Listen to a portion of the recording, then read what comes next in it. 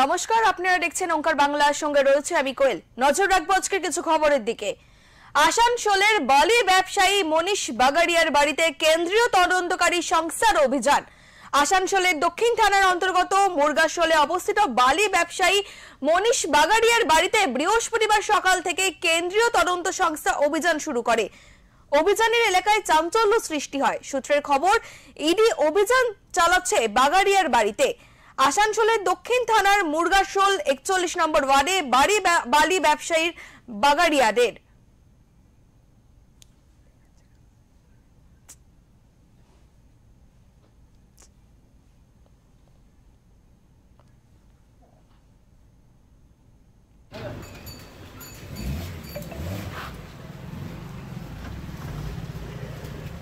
দেখুন, এখনো স্পষ্টভাবে জানা যায়নি ইডি আছেন ইনকাম ট্যাক্স।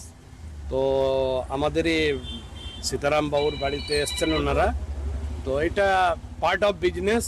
যখনই কেউ বড় বিজনেস করে তো তারা প্রস্তুত থাকে ইনকাম ট্যাক্স, জিএসটি, ইডির জন্যে। তো এটা আমাদের ওই বিজনেসের একটা পার্ট। আজকে রেড হয়েছে। আমাদের যে ব্যবসায়ী আছেন সে নিজের ওইখানে যে বালি ব্যবসায়ী, এখন দেখুন ইনার তো অনেক ব্যবসা আছে। কি ব্যবসা সংক্রান্ত এসছেন ওনারা এটা তো সঠিক আমরা কিছু জানতে পারছি না, কিন্তু ঠিক আছে, এটা জানা যাবে। তো যাই হোক, আমাদের একটা ভালো প্রতিষ্ঠিত ব্যবসায়ী ইনি। তো যাই হোক, যেটা হবে ভালোই হবে। হ্যাঁ, এটা জানি আমরা কি অনেক টাইপ ব্যবসা আছে এনার। তো ওই মধ্যে হতে পারে বালিও হতে পারে।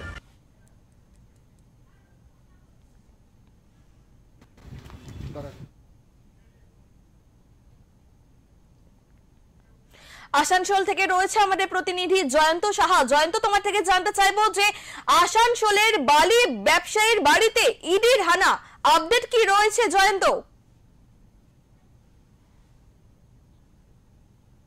কেন্দ্রীয় বাহিনী নিয়ে আসানসোলের মুরগাশোল যে আছেন মনীষ বাগাড়িয়া, তার বাড়িতে হানা দেখেন। আমরা যে সূত্র খবরে জানতে পারছি, ইনি বড় ব্যবসায়ী, সঙ্গে বালি ব্যবসা করে থাকেন। দক্ষিণবঙ্গের বেশ কিছু নদী ঘাট থেকে ইনি বালি ব্যবসা করে থাকেন। সরকারি কর যে ফাঁকি দেওয়ার কারণ, সরকারি যে নিয়ম সিস্টেম আছে সেখান থেকে পেরিয়ে উনি অবৈধ বাড়ি বিক্রি করেন। এর জন্য ইডির আধিকারিকেরা এসে সকাল থেকে এসে ঢুকে বসে আছেন। তারা জিজ্ঞাসাবাদ চলছে, কাগজপত্র দেখছে, এমনটা আমরা জানতে পারছি। আমাদের সূত্রে যেটা খবর আমরা জানতে পেরেছি যে দক্ষিণবঙ্গে বাঁকুড়া বলো, পুরুলিয়া, মেদিনীপুর বলো, বেশ কিছু জায়গাতে এই বালি কারবারি করে থাকেন। বিভিন্ন জায়গার থেকে বালি তুলে বালি বিক্রি করেন। সরকারি যে নিয়ম আছে, যে টেন্ডারের কাগজ প্রক্রিয়া আছে, সেই টেন্ডার প্রক্রিয়াকে ফাঁকি দিয়ে এই বালি অবৈধ বালি বিক্রি করে, এমনটাই অভিযোগ জন্যই কেন্দ্রীয় সংস্থা ইডি হানা করেছেন আসানসোলের বাড়িতে।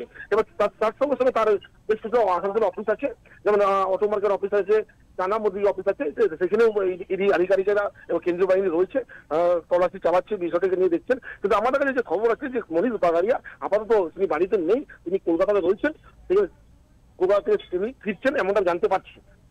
কোয়েল, ধন্যবাদ জয়ন্ত তোমায়।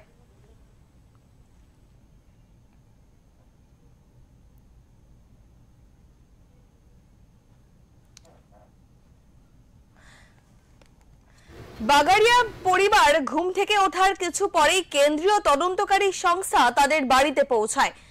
তারা প্রথমেই সকলের মোবাইল ফোন বাজেয়াপ্ত করে এবং তারপরই তদন্ত শুরু করে। জানা গেছে, বালি সিন্ডিকেট রাজ্যের বিভিন্ন জেলায় বালির ঘাট পরিচালনা করত এবং কোটি কোটি টাকার লেনদেন করত বাগাড়িয়া। বিশেষ করে দক্ষিণবঙ্গের বিভিন্ন বালিঘাটের সঙ্গে যুক্ত বাগাড়িয়ারা। দক্ষিণবঙ্গের বিভিন্ন জায়গায় তাদের বালিঘাট লিজ হোল্ড ছিল। সরকারি বালিঘাটে আর্থিক তছরূপ এবং অবৈধভাবে মানি লন্ডারিং কেসের সঙ্গে যুক্ত থাকার অভিযোগে এই অভিযান বলে মনে করা হচ্ছে।